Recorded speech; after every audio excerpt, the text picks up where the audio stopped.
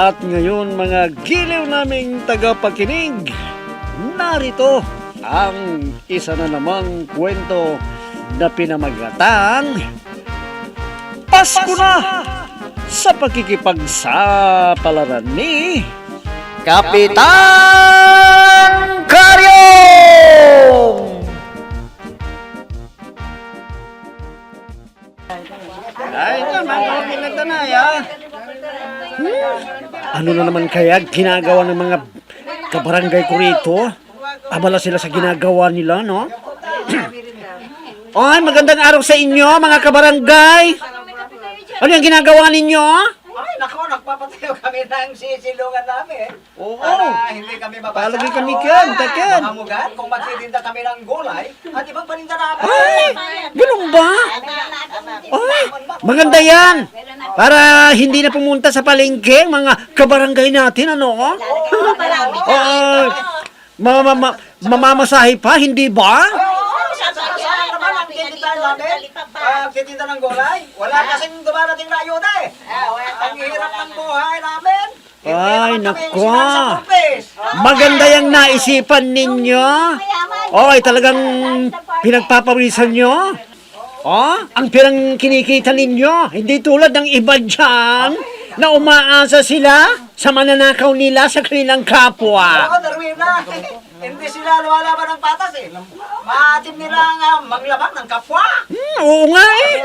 Eh sana, gayahin nila kayo na talagang pinaghihirapan ninyo o pinipigan ninyong pawis ninyo ang kinikita ninyo. Ipagpatuloy nyo lang yung ginagawa ninyo ha. Dahil baka mamaya may dumating na ayuda sa inyo. Ay, sana Darwina. Sana kami rin ang naghanap buhay ng patas at marangal ang bigyan ng ayuda. Huwag kayong mag-alala. Yung nagtatrabaho ng marangal. Mababait naman yung mga nahalal na opisyal natin ngayon. Lalo na at papalapit ng halalan, ano?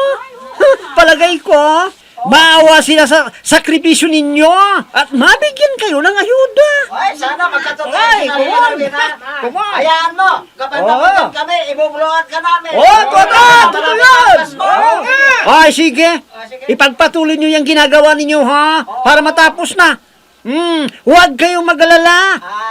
Magbibigay ako ng libreng merienda. Yay!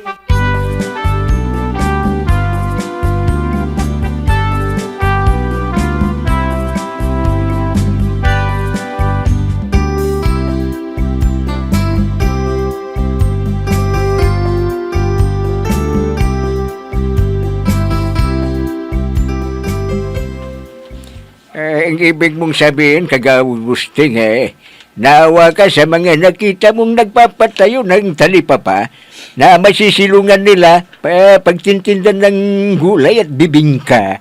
Oo, Kap. Ha? Nagsusumikap sila na mabuhay. Lumalaban sila ng patas sa kahirapan. Sana sila ang pangunahing mabibigyan ng tulong. Mga taong katulad nila ang dapat bigyan. Na hindi yung mga taong tamad yan na umaasa lang sa mga ayuda. Ay tama ka, kagawad Gusteng. Noon ko pa planong gawin yan Kaya lang, may kasama tayo sa kunsihaw na balakid. Lagi akong na-high blood sa kanya. Kung wala lang sana siya matagal nang umasinso ang ating barangay. Oo nga, Kap. Tulad ng negosyanteng nagpapatayo sana ng negosyo dito. Anong ginagawa niya? Tinutulan siya. Kaya yun, sa ibang barangay siya tuloy nagpatayo. Asinsado na ngayon ang barangay na nanglihian dahil doon na nagpatayo ng negosyo. Buwisit talaga ang kagawad asyong na yun kung bakit hindi na siya tinamaan ng COVID-19 noon. Oo nga talagang totoo yata ang kasabihan na ang masamang damo ay mahirap mamatay. Siguro, sana ang katulad niya ang kunin na ni Lord. Huwag yung mga mababait na katulad natin.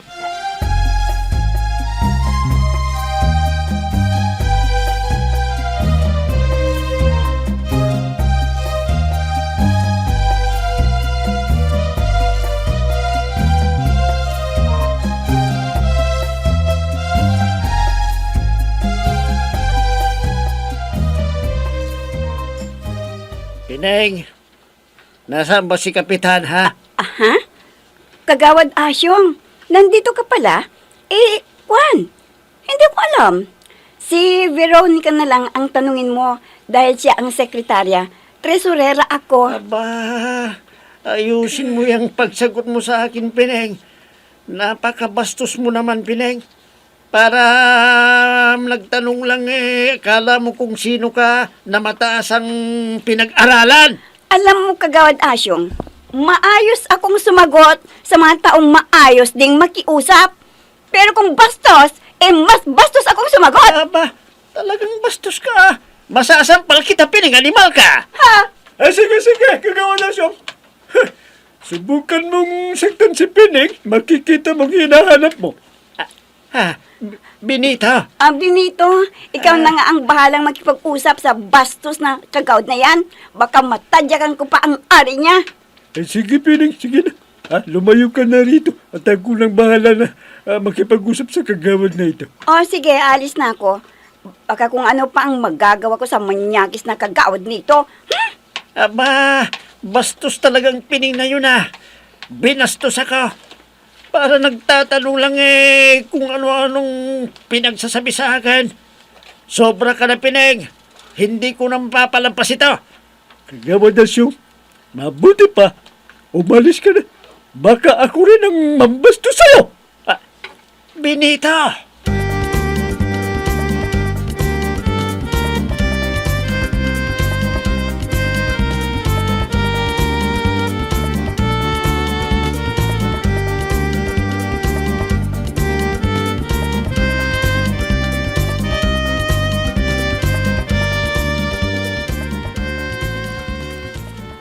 Ano ka mo, friend? Sinigawan ni Benito si Kagawad Asyong? Oo, Veronica. Buti na lang at umalis siya. Kundi, nabugbog siya ni Benito. Napansin kong galit na siya kanina. At nakatikom na ang kanya mga kamao. Ganun ba?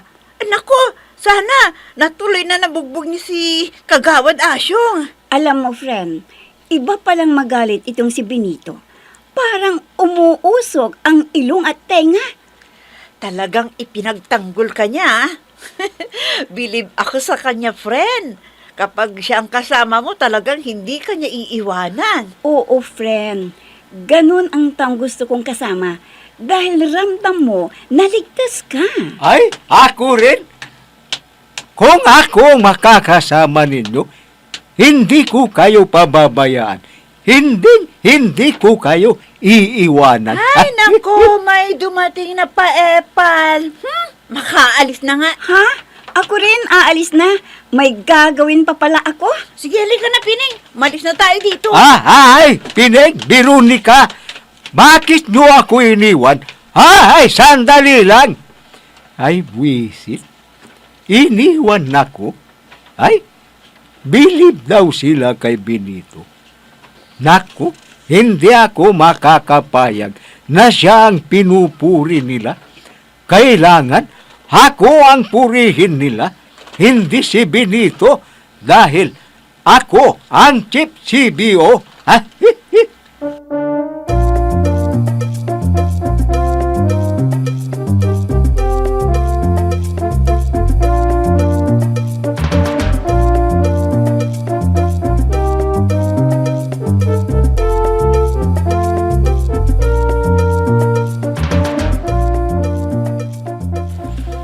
Veronica, ano naman yung ginagawa mo sa computer? Ano pa nga ba? Di pinapagawa na naman ako ni Kapitan ng sulat para sa mga kagawad. Ganun ba? Para sa session na naman ba ang sulat na ginagawa mo? Oo, siguro pupunta na naman si kagawad na manyakis. Makakainis na kagawad na yun. Naku, sinabi mo pa. Sisirain na naman niya ang mga magagandang plano ni Kapitan. Oo nga Pero alam mo, galit na si Benito sa kanya. Baka kung manggugulo na naman sa session, masapak na siya ni Benito. Naku, wag naman sana. Baka ipahuli nila sa pulis, makukulong. Malapit pa naman ang Pasko. Magiging malungkot ang Pasko niya. Kawawa naman siya. Teka lang, Pining, ha? Parang may nahahalata na ako sa'yo. Ha? Ano naman ang nahahalata mo sa akin? Parang masyado kang concerned ngayon kay Benito. Ha? Kung kasi friend, naawa ako sa kanya at napakabait niyo kaya. Aba, friend, iba na yata yan. Ha? Anong ibig mong sabihin? Hindi kaya crush mo na si Benito? Veronica? O friend ha, mahirap magsinungaling dahil hindi ka makakatanggap ng magandang pamasko. Hindi ka mabibiyayaan. Kaya umamin ka na. Huwag kang mag-alala. Hindi ako marites. Ipagkatiwala mo sa akin ang sikreto mo. Sige na, friend. Aminin mo na.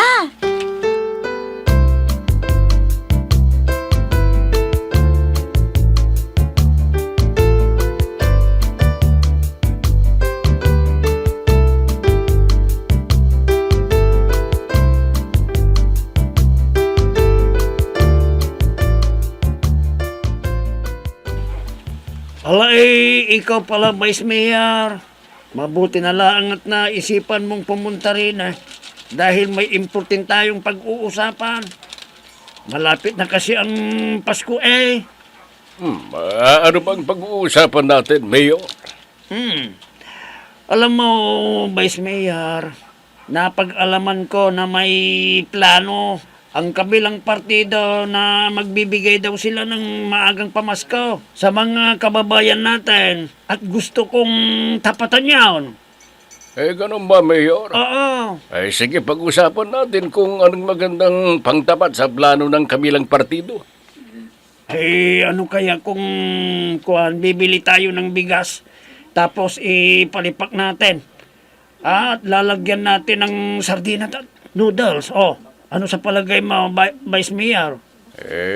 Parang lumang style na yan yata, Mayor. Ha? Mag-isip na tayo ng bagong style. Yung pangmasa. Ano kaya ang maganda, Vice Mayor?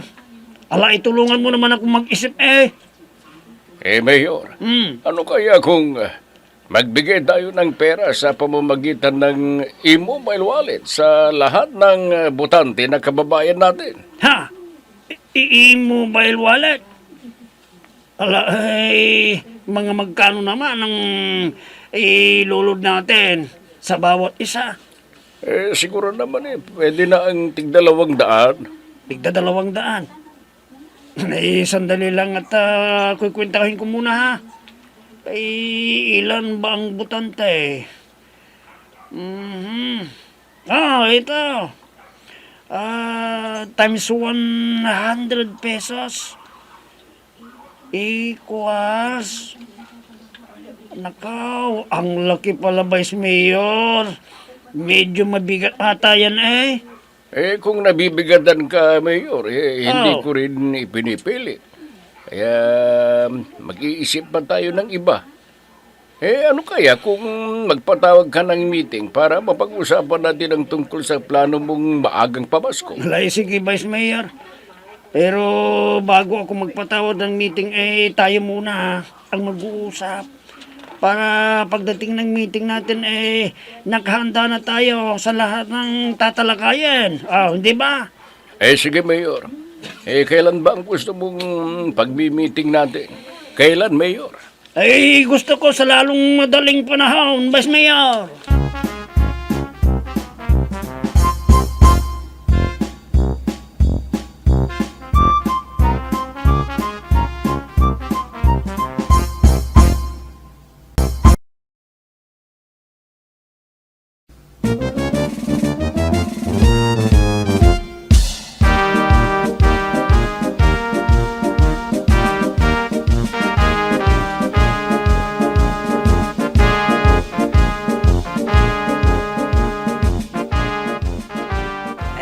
Mabuti naman at nagbakasyon si Kazet.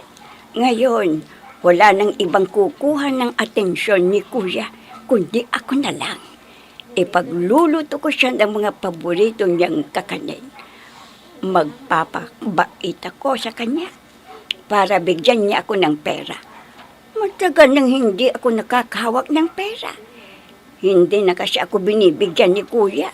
Mula nang nandito ang Karen na yon.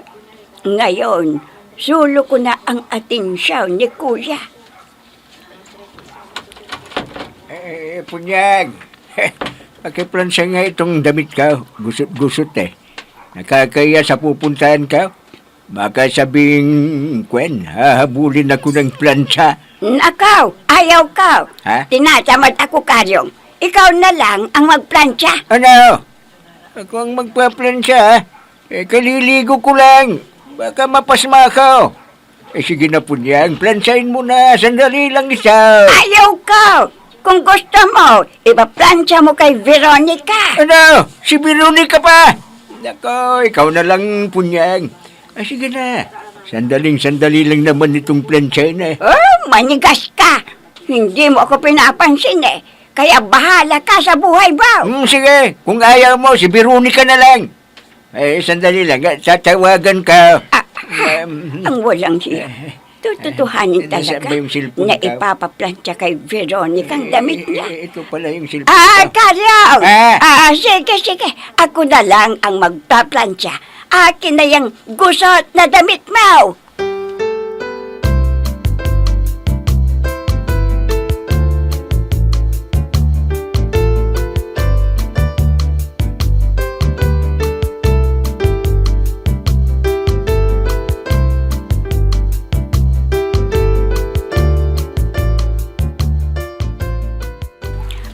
Kuya, dakabihis ka.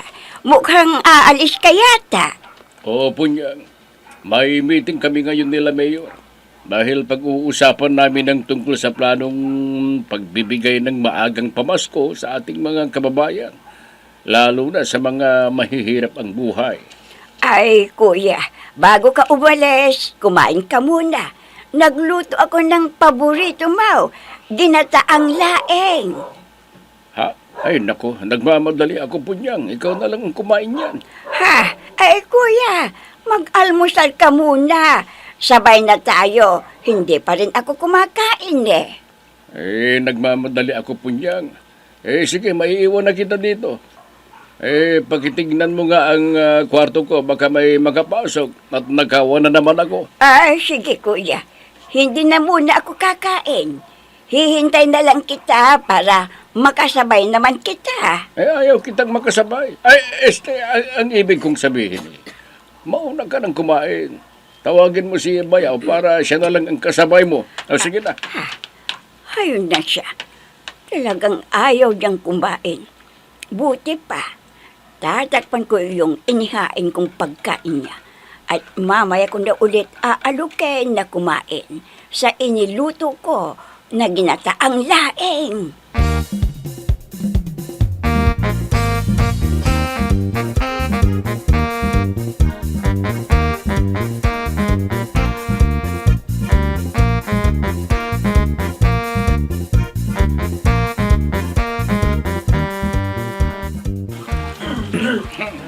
Magandang araw sa inyo mga kapwa kong masisipag na opisyal ng barangay ng Hingaluan. Nandito na naman tayo para sa regular season natin. Kap, Ha? ano pong tatalakayin natin sa session ngayon? Oo nga, Kap. Ano ang pag-uusapan natin ngayon na, Antoy? Alam ninyo mga kasama, malapit na naman ang pagdiriwang natin ng Pasko. At sa panahong ito, may kumikilos ang mga magnanakaw. Kaya kailangan mapagmatsyag tayo. Dahil may mga taong ayaw talagang lumaban ng parehas. Maraming tamad. Maraming umaasa sa ayuda. Kung wala silang matatanggap na ayuda, magnanakaw na sila. Na, oo naman na. Bakit ayaw nilang lumaban ng patas? Kung ako lang ang masusunod yan ang pagpapatayin yung mga taong ayaw lumaban ng parehas. Umaasa sa pinagpawisan ng iba, kaya patayin na lang sila. Naku. Huwag naman ganun. Kagawa na dong. Kawawa naman sila. Nagugutom sila. Kaya gagawin nila ang lahat para hindi magutom. Oo, Pero wag naman sana silang magnakaw. Ha? Magtrabaho naman sila. Kung kukonsintihin natin ang mga gumagawa niyan, ha? Mamimihasa sila. Mamaya marami nang magnanakaw dito sa atin. Kaya hindi sila dapat konsintihin. Oh. Naku na ba, Kagawad Adong? Parang sinabi mo na rin kung sintidor ako Wala akong sinabing ganyan, Kagawad Gusting. Ha? Ang sinabi ko lang... Ang hindi mo sabihin. Kaya ano? Tama na yan. Huwag na nating pagtalunan ng tungkol sa mga taong gumagawa ng masama. Mabuti pa, magtulungan tayo kung anong magandang gawin para hindi sila matukso na magnakaw. Kat, pasensya na po. Masama ang loob ko. Kaya, ipagpaumanhin po ninyo. Kagawad Gusting, sandali lang. Naku, malis na si Kagawad Gusting. Nagaling kay Kagawad Adong. Huwag na nating bigyan pansin yan. Mabuti pa, ipagpatuloy natin ang ating tinatalakay. Mag-isip tayo ng magandang paraan para walang matuksong magnakaw. Tutol ako Huwag ninyong ituloy yan! Kagawad Asyong, ikaw! Asyong, dumating!